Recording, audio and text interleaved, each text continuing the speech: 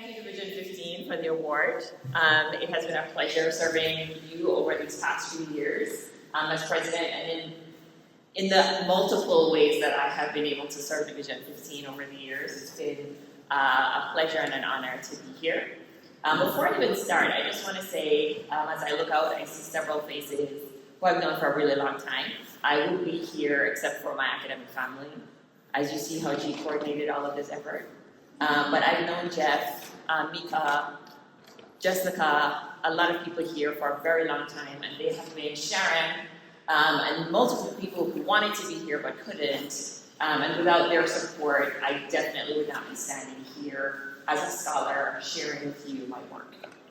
So big thanks. I'll forget afterwards, so I decided to bring them.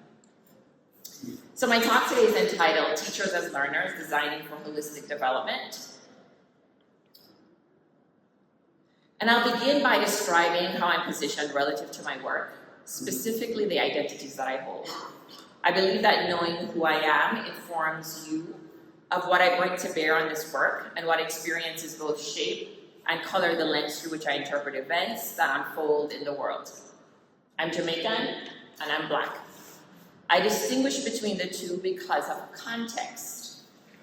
In the US, I'm acutely aware of my Blackness, and I wear that skin every day, and I have to show up in that skin, and people see me in that skin and interpret me, what I bring, who I am, and the relevance that I have in that context through that skin. When I'm in other places, I'm not always as acutely aware that I'm Black, for example, in my country.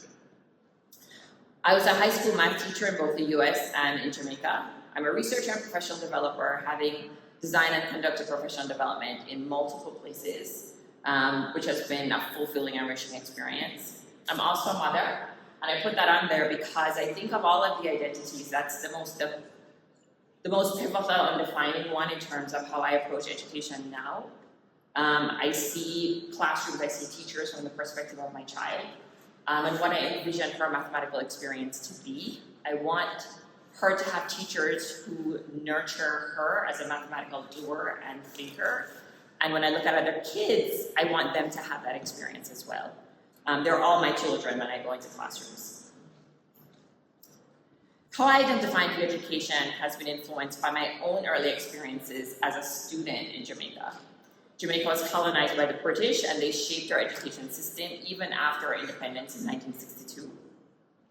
By the way, August 6th was our Independence Day. So I didn't see myself in many aspects of the curriculum. It was very British. However, in the broader society, it was very pro-Jamaican, very nationalistic, and heavily promoted Black empowerment and women empowerment.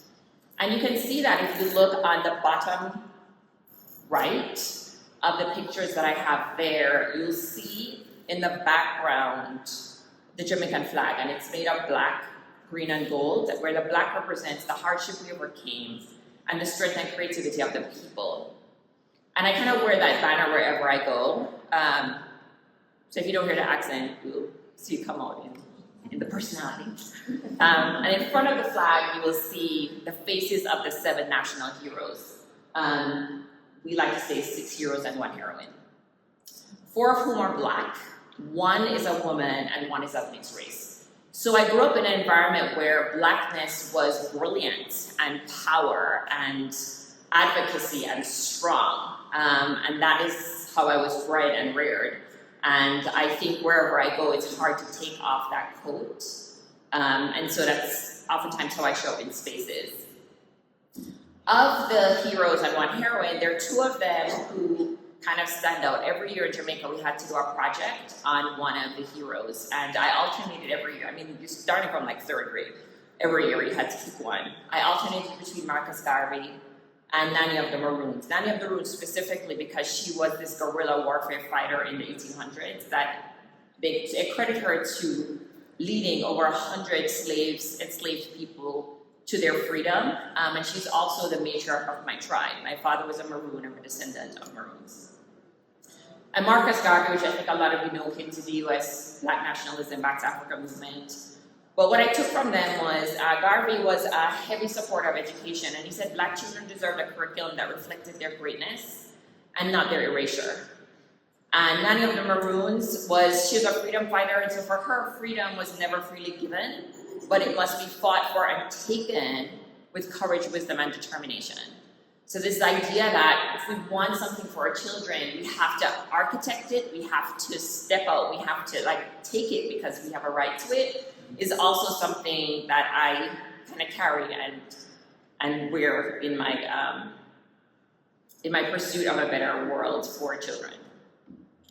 And so when I think about these things, I envision them not thinking about education being more like kids disengaged, like the picture on the right, but more of wanting education for children that was empowering, that transcended their own experience, an education that unearthed their brilliance and their greatness, and would afford them educational liberation. And for me, I think about that specifically in the context of mathematics.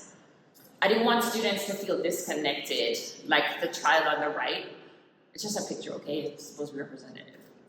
They're kind of warding off other comments like, she could be tired. But that they wanted to feel connected and engaged in school and in mathematics in particular. So more like what you see on the right. And feeling empowered by the process and through the process of learning. And so, okay, this is a big professional goal that I have, and that I kind of carved out at some point when I was in graduate school, and that has kind of guided me through my time as a faculty member and up to now. And it's to design professional development and support teachers in creating mathematical learning spaces where children become producers and doers of mathematics and not just users and consumers. And that children believe that they're competent and capable mathematical beings. And I distinguish between when I say I want them to be creators of mathematics. I don't want them to go into classrooms and learn formulas and algorithms and then reuse them. I want them to be in classrooms where they create those algorithms from their own mathematical thinking, and then they build on those algorithms for new purposes and new uses. And I believe that our children can do that if they have this space that's nurturing enough to allow them to do that. And so for this to occur, mathematical knowledge, teachers need to know the math. They need to understand the math. They need to know it beyond just being able to solve the problems. They need to understand why algorithms work the way that they do. They need to know what are the appropriate tools to support kids, and they need to know the strategies to do that. In the mathematics education world, we refer to that as mathematical knowledge for teaching, and then also they need the skills to be able to enact that in really empowering ways. But in addition to that, I think that we also need to attend to their psychosocial, emotional attributes and also to their well-being. In order for them to really be the nurturers that we want them for children, they also need to be nurtured as learners or teachers in those spaces. And so I want to present to you Shonda. Shonda is going to walk us through this journey for the next 45 minutes, and she's like the archetypal elementary teacher, right? And remember, the big goal is to think about how to support teachers in ways that they're going to create these amazing mathematical spaces for kids, right?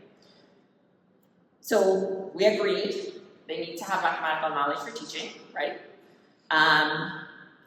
And they also need to have the powerful mathematical skills, teaching skills to enact this knowledge that they have. And this is fairly, I would say, common agreement across, I think y'all agree with me. Makes sense, right? Yeah. And among the mathematical educational community. So there's pretty much no argument there. However, what is often kind of overlooked are the affective and psychological attributes that influence teaching and how it is that they influence teachers. What often happens is that these constructs end up being outcome variables of professional development, and they're not really utilized to actually design how we engage with teachers. So there's some fundamental principles that kind of guide my work, and I think that's really important for me to kind of orient your thinking towards. And all through this presentation, I've done kind of what presentation experts would say not to do, not put more words on the slides than you should. But there's a lot in my head. And so what I've done to kind of focus your attention is that I've highlighted the ones that I'm going to emphasize, but for your fast readers, you can probably read the whole thing. So I refer to these as axioms, and axioms are statements or propositions which are regarded as being established, accepted, and self-evidently true. We don't argue, it's a premise, and we move on from that premise. So in mathematical proofs, you start with axioms and then you build from there.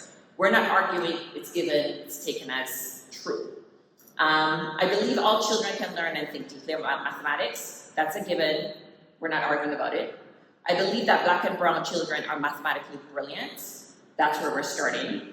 And I believe that all teachers can create mathematical learning environments and prioritize sense-making, critical thinking, and problem solving. So teachers are able to do that, and I feel like it's a part of my responsibility and mathematics educators and professional developers to empower them to do that. So I want to stop for a second and say a little bit more about why having those axioms are really important and how it actually unfolds in a classroom when a teacher or a researcher or a professional developer actually holds that as something that's true and given. So black and brown children are mathematically brilliant. If that serves as your guiding principle as a teacher or researcher, it's likely that you will engage with black and brown children with curiosity.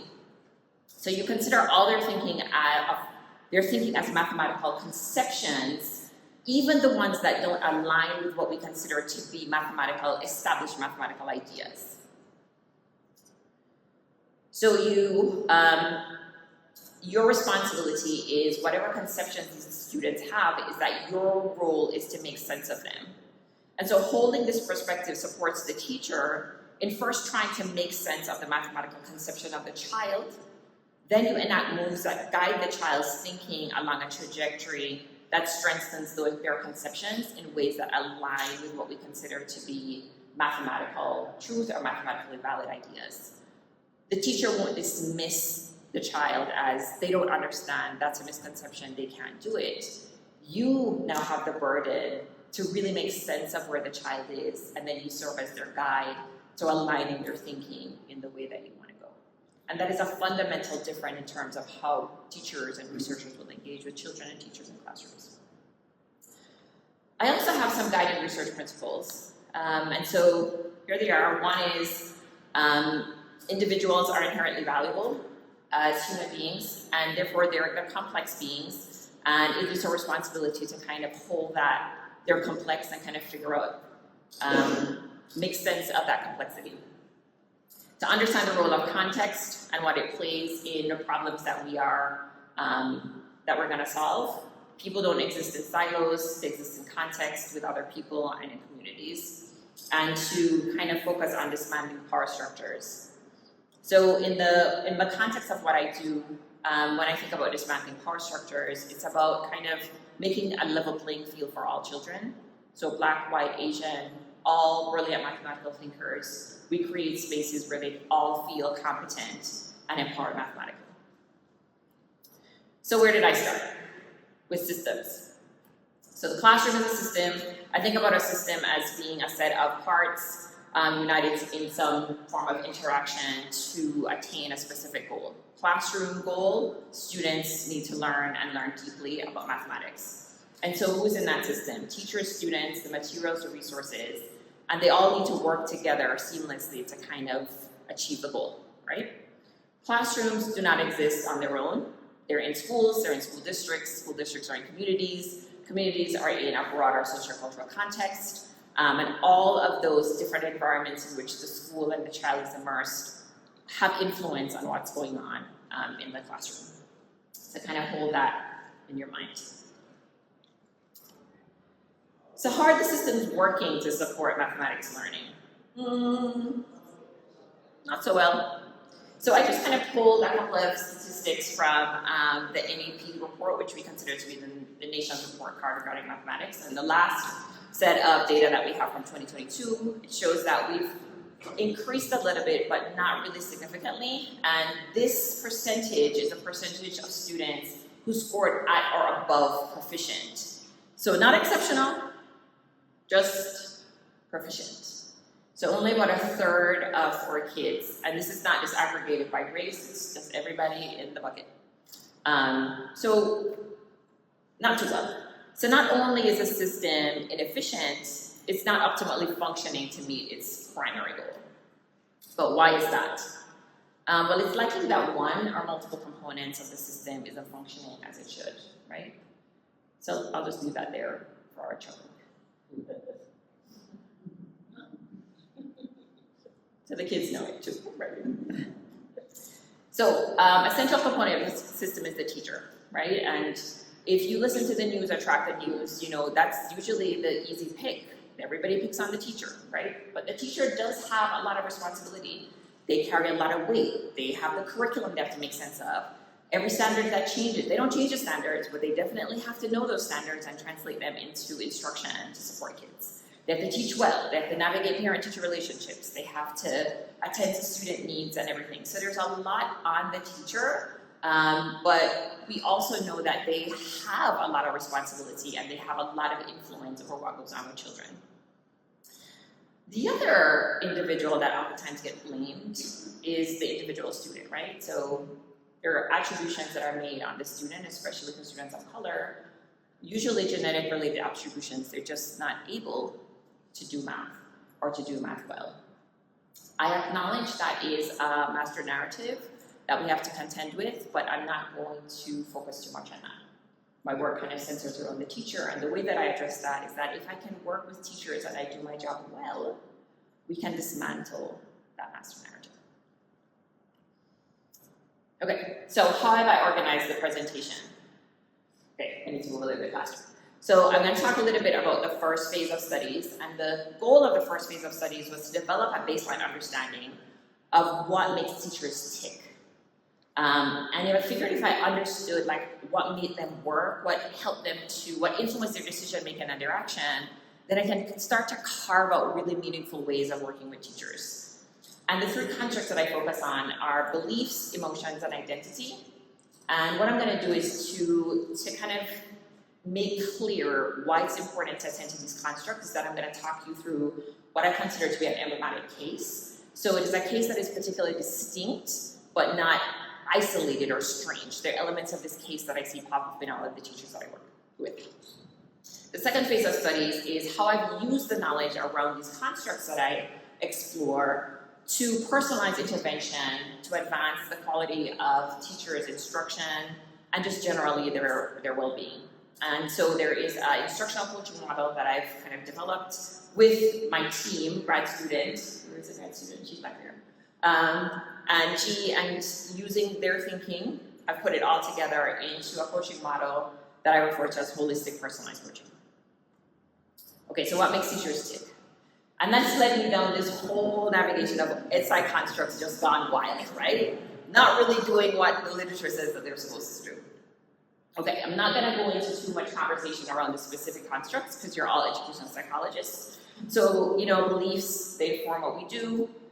They don't operate in isolation, etc. The key finding, though, that was particularly important for my work was this idea between if beliefs inform practice, then they should, if I know what you believe, then I should see it in your practice, right? What you're doing in instruction, well, no. So there are two sets of findings that came out from the work, and it's backed up in the literature. Beliefs and practice alignment, inconsistent. Sometimes it looks like it aligns, sometimes it doesn't. That's not really helpful because I need to predict, right? I need to predict what teachers are doing in order to kind of help them to shape what they're gonna do in the world. So I was kind of puzzled. How do I organize professional development and try to change practice if, well, changing of the beliefs is not gonna actually align with the practice, what's going on here? So I'm perplexed. So I'm holding here at the same time my humanizing principle, right? The aim is to uplift and empower by foregrounding the complexity of teachers' experiences. So I'm thinking, I'm seeing this thing, it's not really working out. What do I need to do? I need to dig deeper, I need to explore more. So I started to look beyond just the method and the ed-psych literature on beliefs and started to think about, read work on the philosophy of beliefs. And I came upon this author called Keith Latham. He's actually a philosopher / math educator / psychologist. And he talks about the idea of teachers being sensible beings, they're not inconsistent. And that in cases, sensible teacher, in cases where you see this inconsistency, that the researcher has the burden to cast a broader lens on the actual data, right? And that they're working with. that there is consistency there, you just have to find it. So I really kind of took hold of that. So in cases where I was seeing that pop up, then I needed to look at it a little bit more deeply. So I'm going to talk a little bit about Kiva and show you kind of how that might pop up. So Kiva, first grade teacher, African American, female, taught first grade for the first 8 years.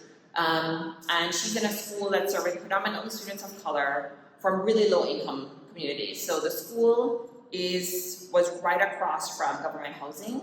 So I mean, all of the kids, they didn't even bother to have the kids fill out those forms. Everybody just got free lunch, everybody got breakfast. It was just that kind of community that she was serving. So in conversations with us, she's saying all the right things regarding her beliefs. Math is a process from beginning to end, takes a lot of problem solving, and math can be achieved through determination and perseverance. If you take these words and look at the math standards, spot on.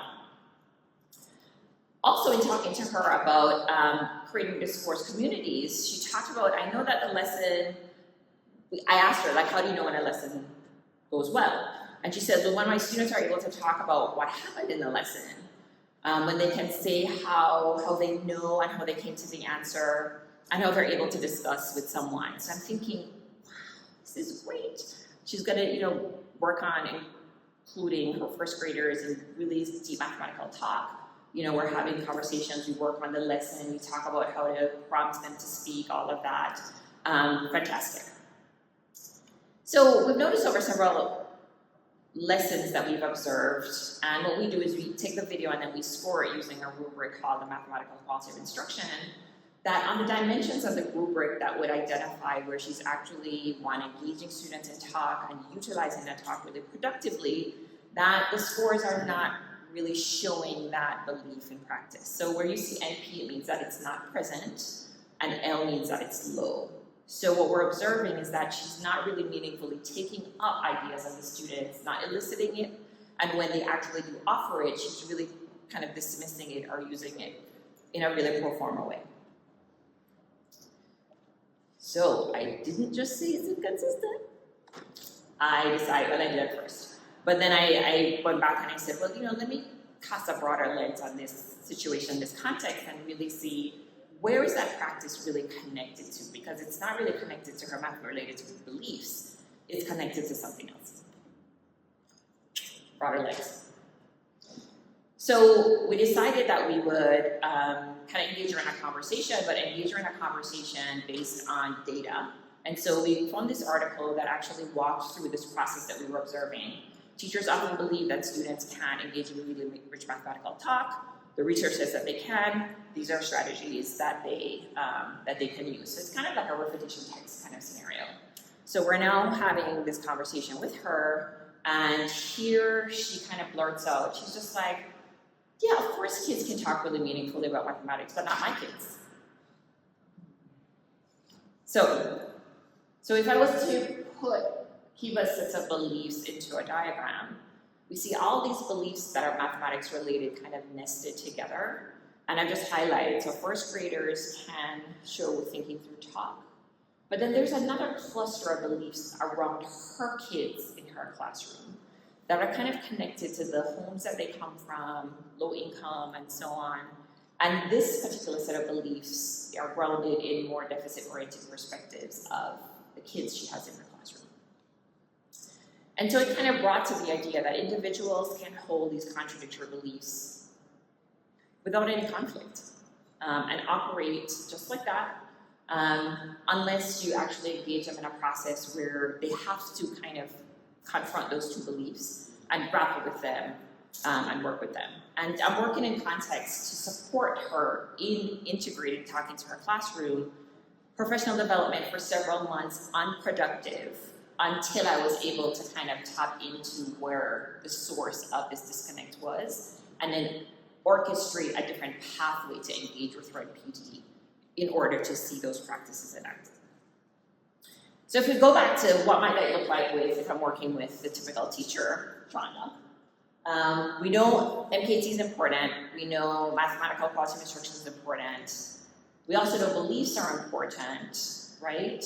But we have to think about how it is that we want to, one, access those beliefs, and how is it that we're going to utilize those beliefs that we know about the teacher to effectively engage them in teacher learning to manifest the kind of practices that are going to be really supportive for kids. Okay, so that's beliefs. So another area of work that I was working on with Paul in grad school, and Jean and some other grad students, Mika, was this idea of emotion. So if you are a fan of Inside Out, you know emotions are really important, right? So Riley taught us that emotions control our lives, and they're really important, and they're all mixed up, and they influence in different ways. So we're going to hold Inside Out as the research that we're going.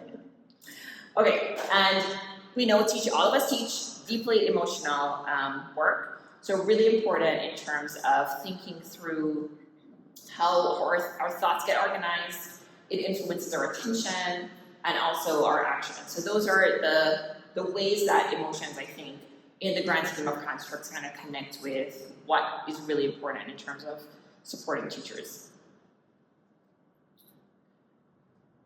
So as it relates to math and mathematics learning, the area of research that's particularly important is math anxiety and math teaching anxiety. So there's been a lot of research around how high levels of mathematics anxiety disrupts how teachers teach, how kids learn math. But then there's also mathematics teaching anxiety, which is a level of discomfort that a teacher might have in engaging in mathematics-related activity. So teaching kids, engaging in addressing their problems, all of the math things that teachers would do. And that can be particularly disruptive because if you are trying to avoid those engagements, then you're not going to really meaningfully engage kids at all. So that's not the only emotion that's really important, but that's the one that was kind of particularly pivotal and concerning related to teaching. I should also make a distinction here that most of my work is with elementary teachers. Secondary teachers of math are different. So also kind of have that in your head. Most elementary teachers would probably not teach math if they have a choice. They don't consider math their friend. I plan to change that. Okay, so the literature would, in terms of emotions, talks a lot about emotions that teachers feel in relation to instruction is oftentimes student-centered, student-related, misbehavior, contained around student learning, etc. And that mathematics anxiety is disruptive to teaching, and it's something that you might want to help them to regulate, down-regulate, avoid, and kind of upregulate the emotions. So I brought some data related to two of the teachers that I worked with, just to see that this was not necessarily the pattern that I observed in terms of the quality of their instruction and the emotions that they were communicating that they were experiencing going into teaching mathematics. So if you look at Katie for the first lesson, second lesson, third lesson, what do you kind of notice about her emotions? Anyone? Kind of positive, neutral, calm, nothing that I thought was concerning. I was like, yeah, she's got this. What do you notice about Bob? Bob is not having fun. Very challenged. Not having fun at all. Okay, so let me tell you, MQI is an instrument in mathematics education that we use to kind of determine measure the level of quality of instruction. So the highest score you can get is 5. 5 means that you're knocking it out the park, you're hitting all the dimensions, and it's great. What do you notice about what's happening as Katie over 3 lessons with her scores, and then with Bob over 3 lessons? It's increasingly frustrating, and score increases. His score is increasing. Is hers increasing as well? No. Kind of an irregular pattern, right? So here I have this teacher is going on super chill, going into lessons, and just kind of okay, a little more than mediocre, not stellar. And here's Bob going into lessons. I'm kind of frustrated. Okay, I'm a little anxious, and so on. But really doing progressively better, even though he's still having these feelings of anxiety. And when we looked at and unpacked the lessons and our conversations with Katie and Bob, what we realized was that level of anxiety that Bob was feeling was actually helping him to attend more closely to the aspects of instruction that we find meaningful. So he was breaking apart the lesson. He was so anxious and somewhat frustrated about what could happen in the class that he was really planning really deeply, anticipating what students might do and planning for those responses really more intentionally than Katie was. She was just kind of like, it's gonna be fine, I'll be okay. And so she didn't have that sharp lens to kind of, and she wasn't as prepared as he was. So, so what we kind of drew from that was there was this threshold of anxiety where there is potential value in kind of having those little butterflies in your stomach before you actually go into a class, that it makes you a little bit more attentive to the dimensions of teaching that are really, really important. So why might that be useful for me who's trying to actually support teachers in class, right? To know that specific teacher and how they're feeling, because if I'm trying to make him more happy, that's not really gonna work for him in terms of the quality of instruction. I really need to help him just to manage the anxiety at a level where he's not just completely freaking out and just doing a complete job. While for Katie, I need to be less comfortable than she's comfortable and try to kind of put a little fire under her butt to kind of be more attentive to what's going on in the classroom. So again, kind of coming back to the goal of why are these constructs really important and how is this going to support me working with teachers?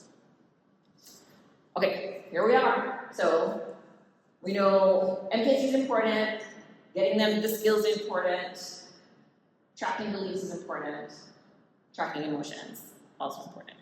Okay. All right, so this is kind of my big identity. So I'm going to pull on a definition that G. Paul and I kind of pulled together a couple of years ago, and I'm going to highlight some of the specific aspects of identity that is particularly useful in the work that I do with teachers. So one, your teacher identity is one of multiple identities that you hold. Again, I think I might be speaking to the choir.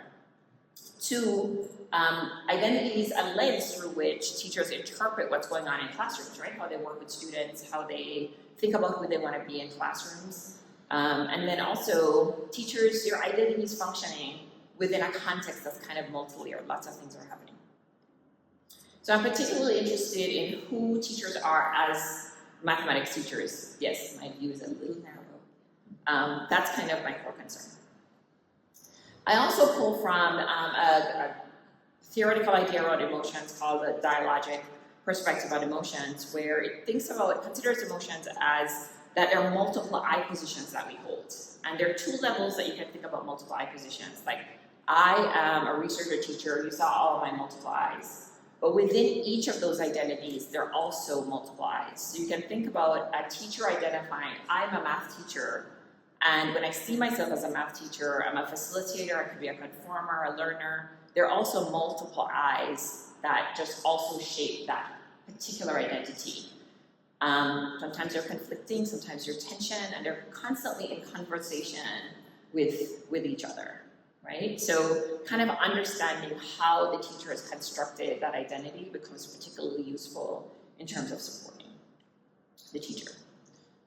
So I'm going to present to you the case of Sasha.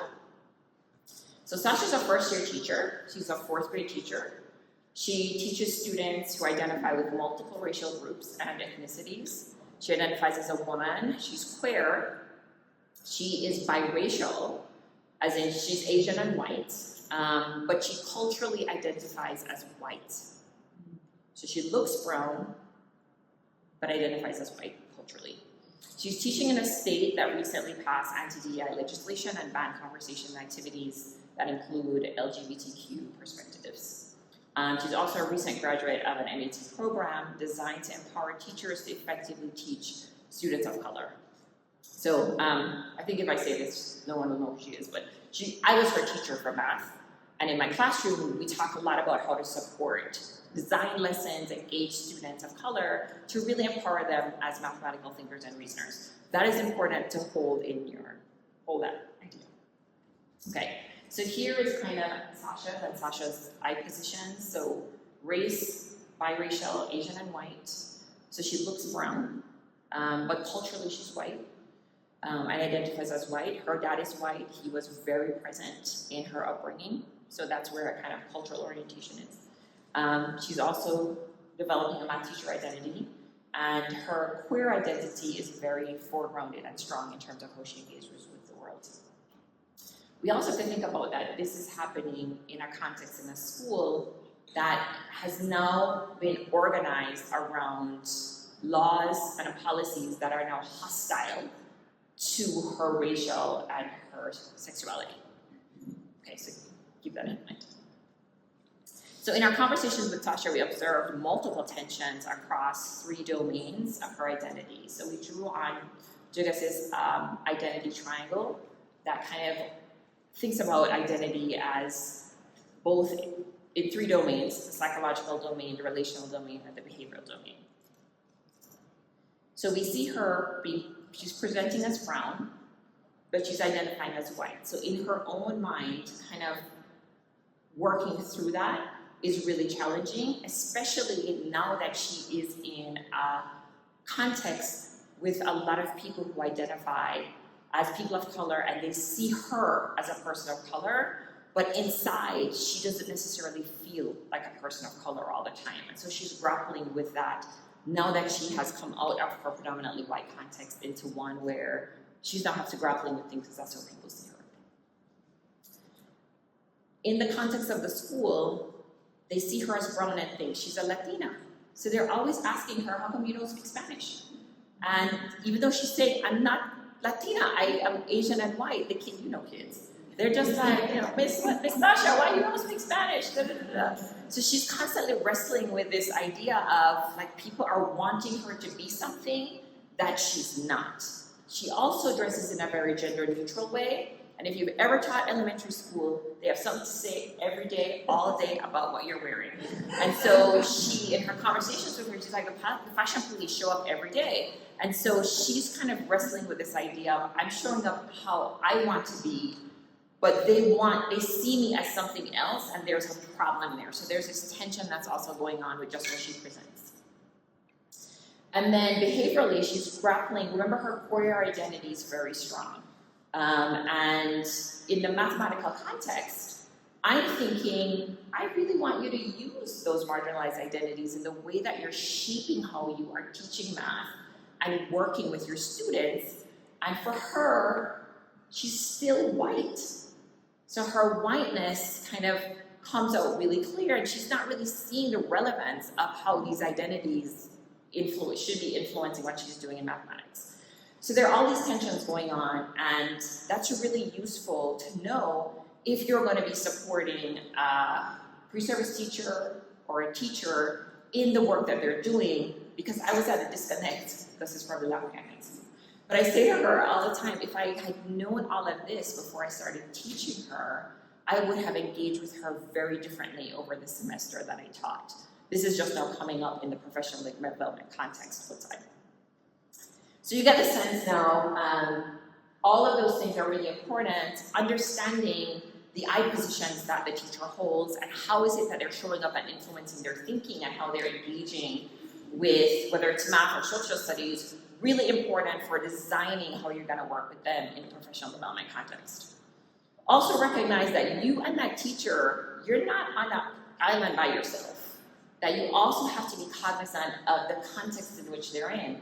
So I can't have a conversation with Sasha about, we're going to do this culturally relevant lesson in a school that now has a policy where you can't do that, right? So although I have my goals for her, I have to make sure that they're shaped within the context that she is, and also understand that she's always concerned about the harm that can be inflicted on her in a space that is hostile towards her.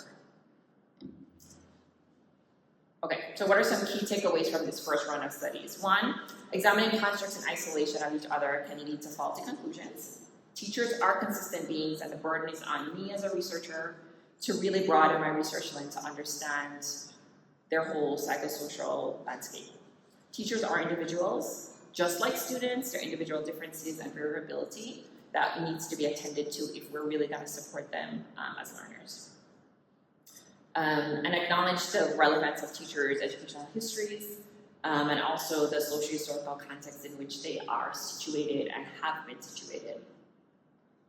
Okay, so I transitioned to the second phase of studies, and remember this is now, I've taken all of these ideas that I've learned about and continually learning to kind of think about shaping a model of how do we engage with teachers in a really supportive and empowering way. What should mathematics PD look like? Again, the big question is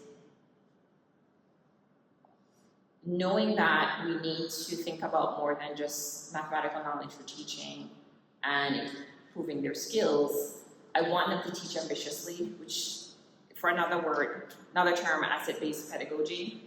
Seeing all children as mathematically competent and meaningful. What does it look like to do that for each individual teacher that you work with? And I think one of the things that I always have in my mind is when people say, well, why do you need to do that for teachers? And I was just like, well, you wouldn't be having this conversation if I was talking about a student. You wouldn't say their emotions are important. You would say that their identity is important. You wouldn't say that their beliefs are important. And in the context of teacher education and PD, teachers are learners, just like students are learners in the context of the classroom. That usually gives pause enough for me to walk. That was it. I don't walk away after the page. Okay, so let me take you a little bit through the research on PD. So there's been a lot of research on what are the design features of professional development that's actually useful and effective. So 2001, I cite here 2007. There's also 2015. These people have been doing this work for a long time, usually through those think tanks like AIR, etc. Garrett and Dionne, who worked together and then kind of did their own thing, came up with these 5 features that are kind of a model or criteria for professional development, like high quality professional development. And tell me if you disagree with any one of them. So I'm going to talk about this in the context of math. It should focus on math content. Yeah, makes sense? They should be actively engaged in learning. Makes sense? They should get the support of experts, like people who actually know about math teaching, researchers, PD people. They should be engaged in that. Yeah, makes sense. The activities should be done in context. So in the context of how is it that they're going to use these skills and knowledge that you're developing? So in classroom settings, in schools, around their curriculum. Agree? Yeah. And then it should be ongoing. So they're kind of dispelling with this kind of one-shot professional development, one in fall, one in spring, you're done. But ongoing over extended periods of time. So, sounds sensible, right? Yep. Sure. Okay. But what they observed from the research is that following this model does improve teacher quality. But what they don't see is a simultaneously positive impact on student learning. So teachers are growing, but students aren't, not really. Even in situations where they do see some shift in student learning, it's minor, usually not even statistically significant. So that has been a red flag, like what are we doing that's not really great? And this has shown up not only in the traditional form of PD, but also in instructional coaching, right? That is the spin-off of the broad PD to be more individualized. So some contributing factors could be at the macro level. There's just a lot of other stuff that's going on that's influencing what's going on in the classroom. So although teachers are teaching their hearts out, students, it's just not a safe space for kids. Some are also teacher related, and some researchers, some psychologists have talked about, well, PD is not designed to be motivated based on what we know about teacher motivation and well-being.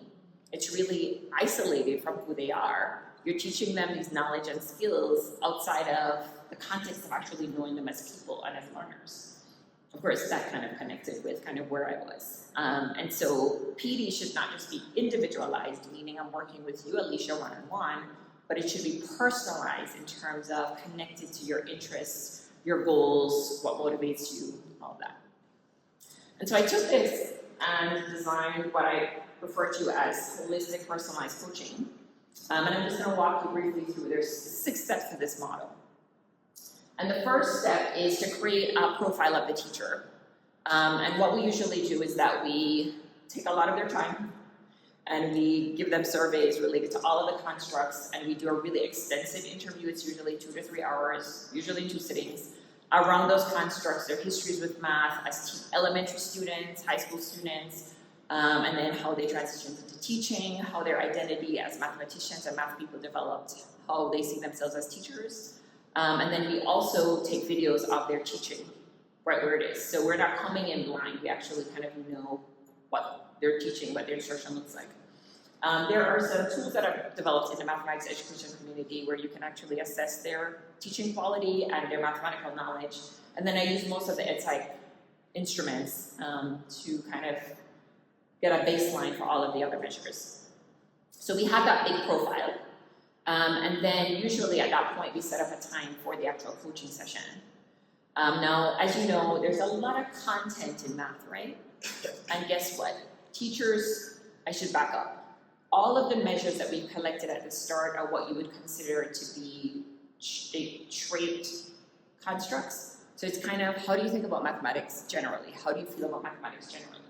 It's not related to a specific topic. Now, if you've ever worked with an elementary teacher, you know that their emotions related to teaching two-digit addition and subtraction is very different from their emotions related to fraction division.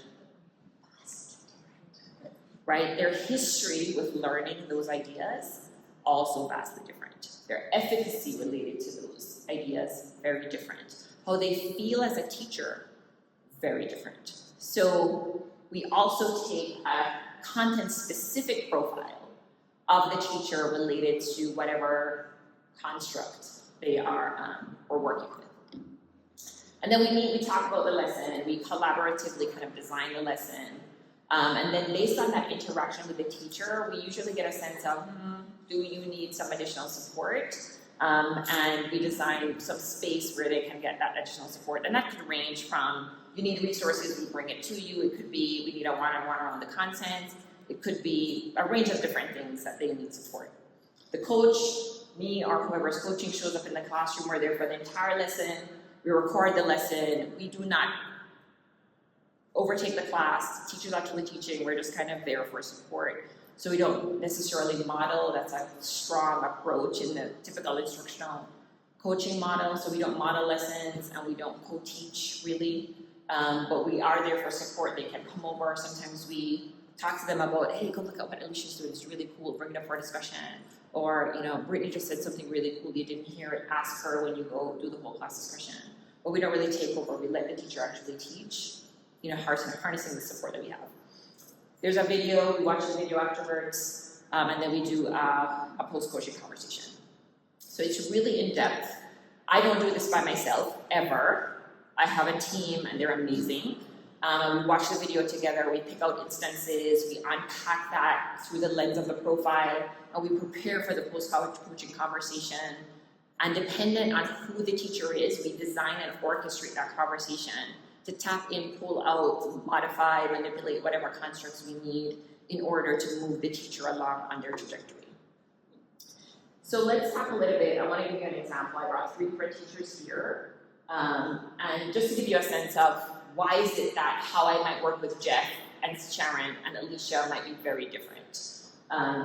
So let's look at the context first. So Kira is in a US first grade classroom.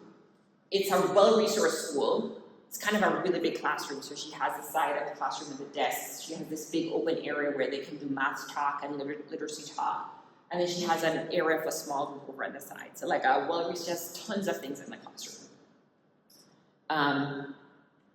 Boris is a special education teacher. He typically doesn't have more than 5 students in his class. He's a pull-out, self-contained classroom, and most to all of the students in his class have been emotional or behavioral.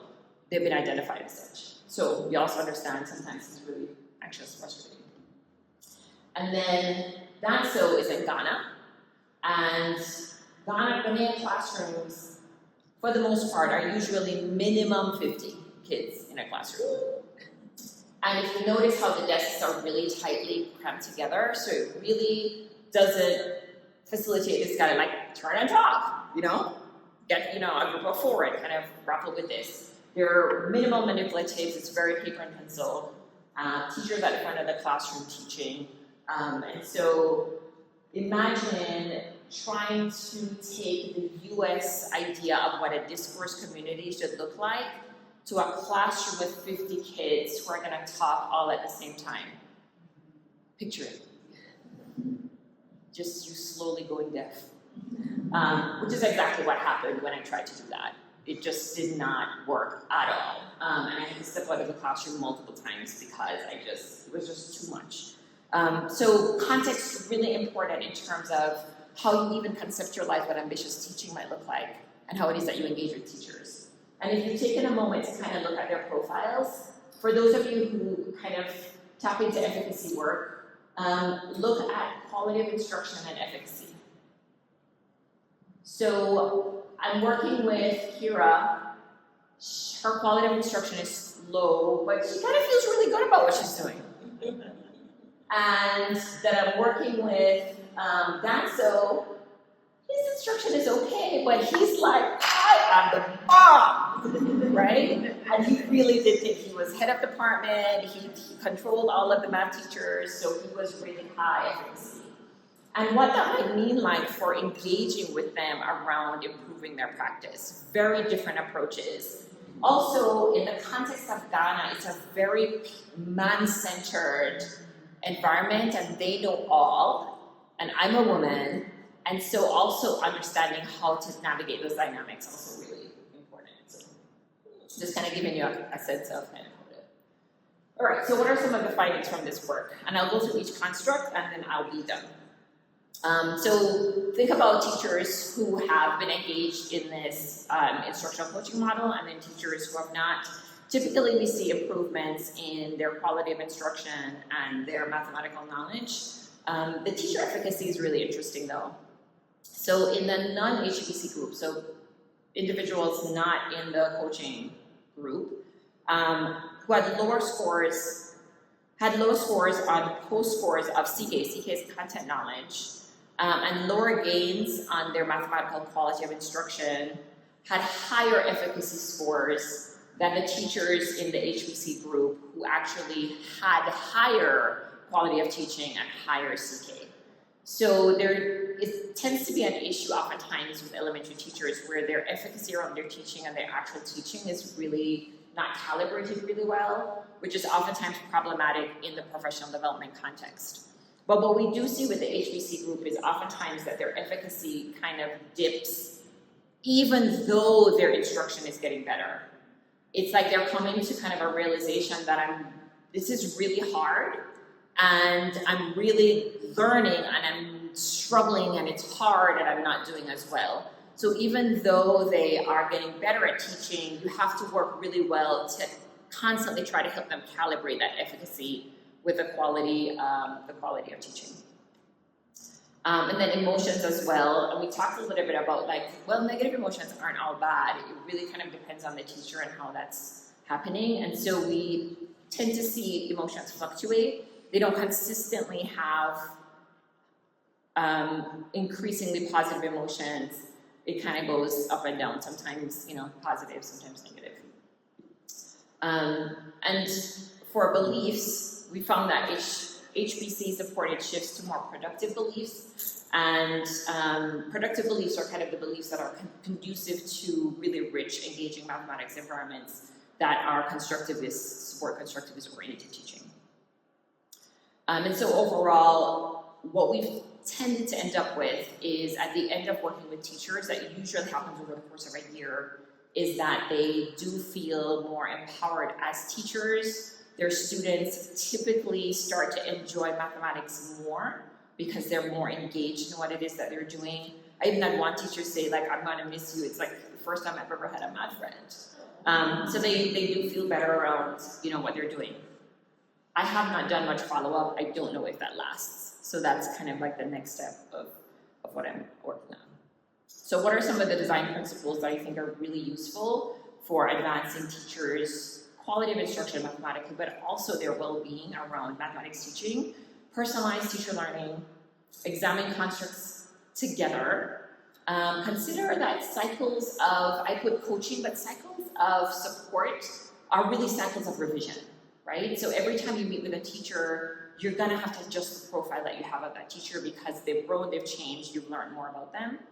And that there are trait-based constructs, right? How you feel about mathematics generally doesn't mean that that's how you feel about geometry.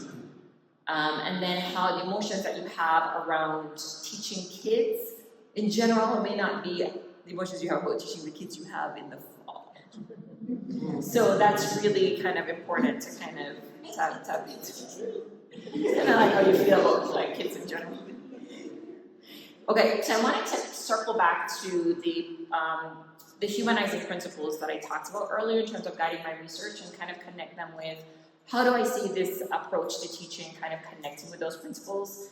So the first one, personalization, foregrounds the uniqueness of the teacher. So understanding the teacher as a complex being and designing work to kind of tap into that complexity as a given and honor that, the teacher as a complex being in the work that you do.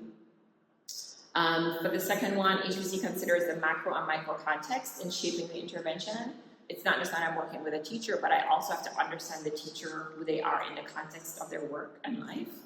And then also for the third one, HBC is grounded in axioms of empowerment, not just the idea that Black and brown students are innately brilliant, but that teachers are also really, they can be really strong thinkers, learners, doers of mathematics, and teachers of mathematics. They just need to be provided with a nurturing environment to be able to actualize their potential as well.